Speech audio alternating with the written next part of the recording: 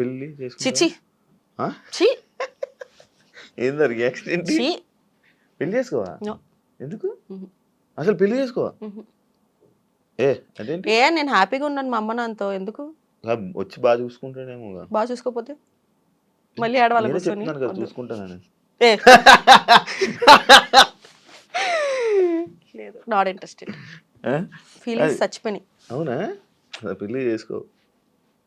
నేను ఎక్స్పెక్ట్ చేశాను ఒక ఆడపిల్ల అనగానే కొరియన్ అయితే ఓకే. ఈ కొరియన్ పిచ్చి ఏంటి నాకు? ఆ? ఆ?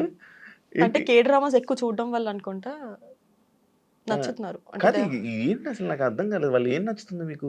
బాగుంటారు.